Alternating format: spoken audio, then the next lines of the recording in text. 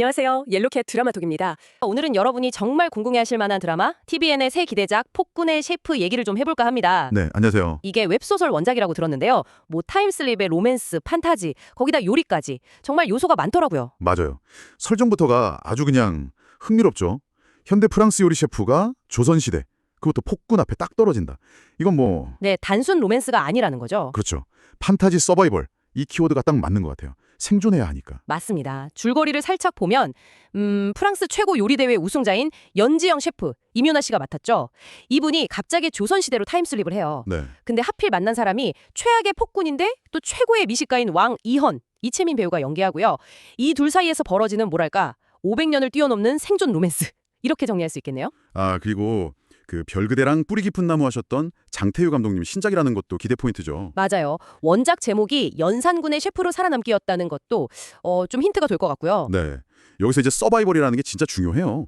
그냥 요리만 잘해서 되는 게 아니라 그렇죠. 살아남아야 하니까. 맞아요. 그 궁중암투 속에서 자신의 요리 실력으로 폭군의 마음을 잡아야 생존할 수 있는 거거든요. 아, 그럼 요리가 무기가 되는 거네요. 그쵸. 현대적인 맛이랑 조선시대 맛이 막 섞인 퓨전 궁중 요리 같은 거. 그런 거 보는 재미도 있겠지만 진짜 핵심은 그 예측 불가능한 관계 변화. 이걸 지켜보는 게 꿀잼일 겁니다. 등장인물들도 한번 볼까요? 주인공 연지영 역의 임윤아 씨는 뭐 발랄하면서도 강단 있는 그런 셰프 역할이고요. 네. 폭군 이현 역의 이채민 배우는 요즘 라이징 스타잖아요.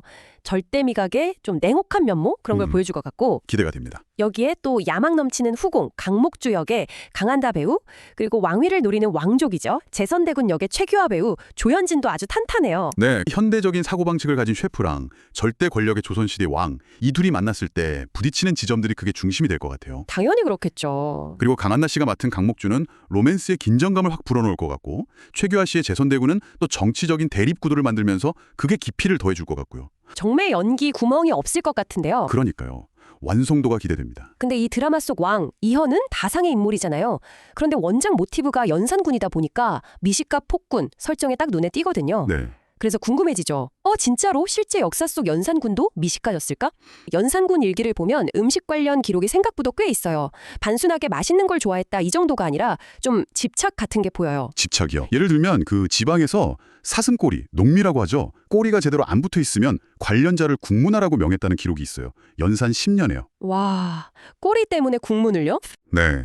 그리고 또 철진한 귤이나 유자, 심지어 금귤 같은 걸 구해오라고 막 닥달했다는 기록도 있고요. 연산 8년, 10년 기록에 다 나와요.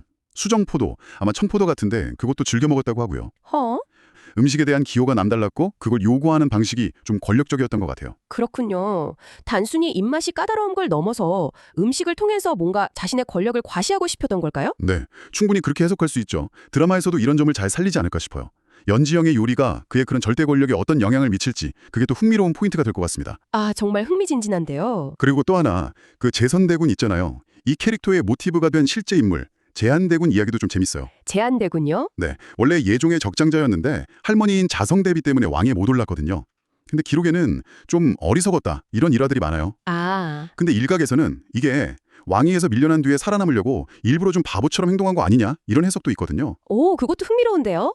드라마에서 그런 복잡한 배경이 어떻게 활용될지 궁금하네요. 그렇죠. 캐릭터의 깊이를 더해줄 수 있는 부분이죠. 자, 그럼 정리를 좀 해볼까요?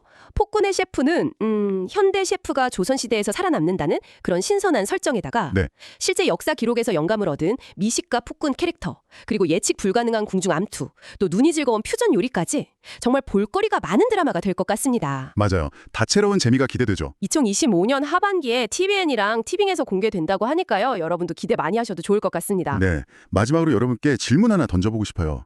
현대를 살아가는 우리가 만약 연지영처럼 과거의 엄격한 질서, 뭐 신분제나 절대 권력 같은 거랑 딱 부딪혔을 때 과연 생존이라는 게 뭘 의미할까 하는 거예요. 생존의 의미요? 네. 주인공 연지영에게 진짜 생존은 그냥 목숨을 이어가는 걸까요? 아니면 뭐 자신의 가치관이나 정체성을 지켜내는 걸까요? 드라마 보시면서 한 번쯤 같이 생각해 보시면 더 재밌지 않을까 싶습니다. 오늘 폭군의 셰프에 대해 깊이 이야기 나눠봤습니다.